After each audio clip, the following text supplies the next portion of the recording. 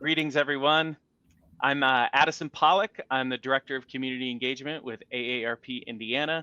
And today I am joined by not Emily Gorman, who you saw in the intro. Can you introduce yourself, Mel? Hi, I'm Mel Bolander, the Senior Program Assistant at AARP Indiana. Thanks for being with me today, Mel.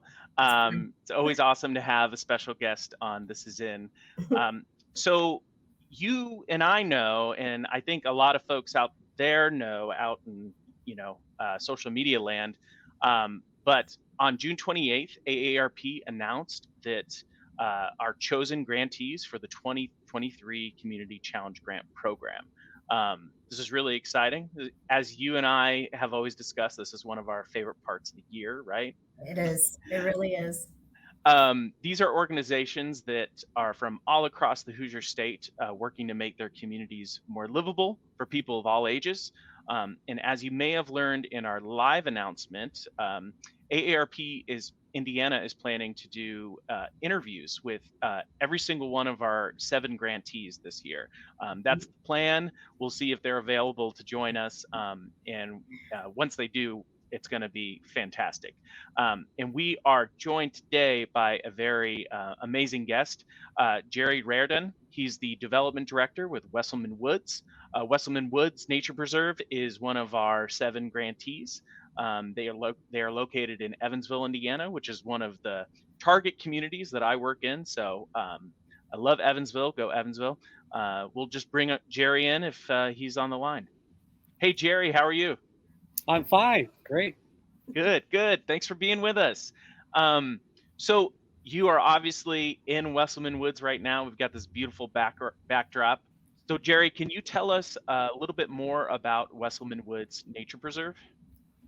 Well, Wesselman Woods is the largest urban old-growth forest in the country at over 200 acres. That means these grounds have been basically untouched through all these years, whereas most of Indiana, settlers came in and clear-cut to farm.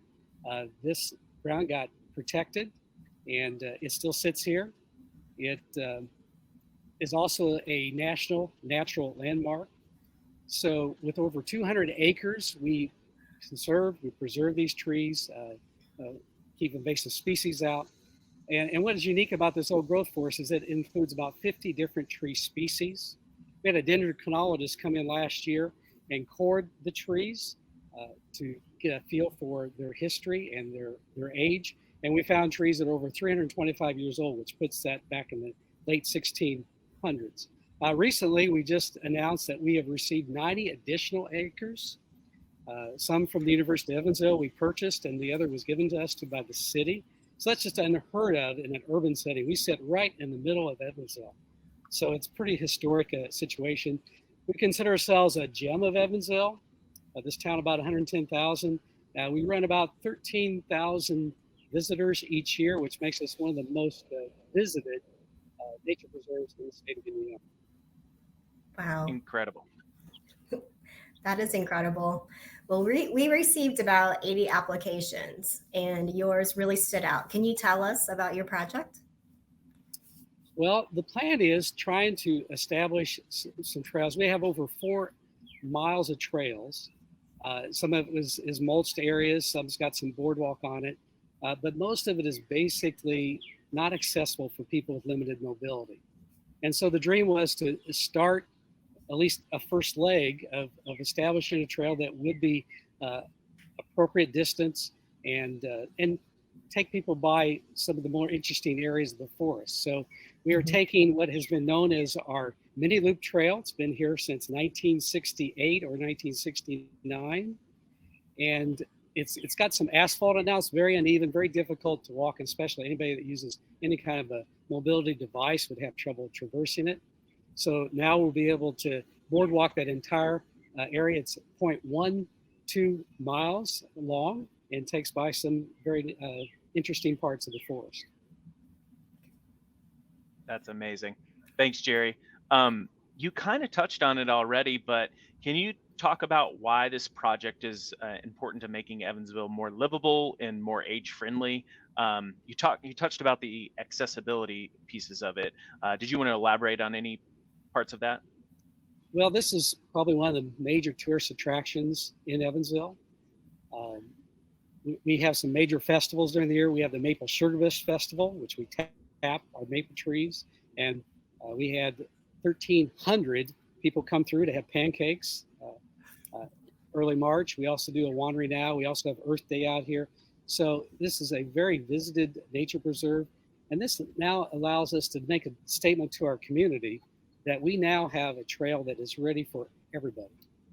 We've also worked really hard with our Eco Access Initiative, make sure that anybody economically challenged can be out here and visit, because we do have an admission fee, we do have membership fees. So we want to make sure that everybody and anybody, physically or economically, can experience these woods.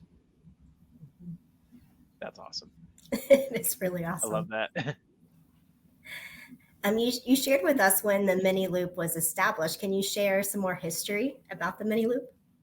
Yeah, so last week when you made the announcement and we put together a little social media push out there, we happened to have someone who remarked on the Facebook post that she was a part of the original creation of this trail back in, she couldn't remember if it was 1968 or 69. And so I reached out to her, turned out she was one of our members. And so we had her contact information and had a nice long conversation. And she remembers when she was a Girl Scout. She's now a retired doctor, Dr. Ann Bush. But she was a group of Boy Scouts and Girl Scouts that cleared the brush, and they had a couple trees to make this path happen. It was a mulch trail to begin with. Sometime later, they must have tried to put some asphalt on it. But the intent was for people with limited mobility to be able to have a trail that they walk. And so she was very excited that now it's going to fulfill its original intent, and we're making it possible through AARP's help.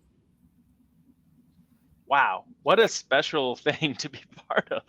That is so cool. Really She even tells us about a few years later, when she was a little bit older, she had her station wagon, and they cut about a 24-foot stump intended to be a little place for people to sit down and rest. And the stump is still there. Whoa. So, that's incredible. amazing. Well, great. Well, Jerry, I know that you are about to take us on a tour in a little bit. You're going to show us a little bit of the loop and some of the major features of the preserve. But is there anything else you wanted to talk about today before you sign off and we join you on the tour? Well, we're just excited that we're working very hard, along with others in Evansville, to make quality of place critical. And we think Wesselman Woods is a key part of that effort. We got a tree house that's going to go into our nature playscape. This is a place for children to come and climb trees and just have the freedom to take risks and so forth. So we're just excited. This trail now is another statement that this place is for everybody, both young and old. That's exactly right.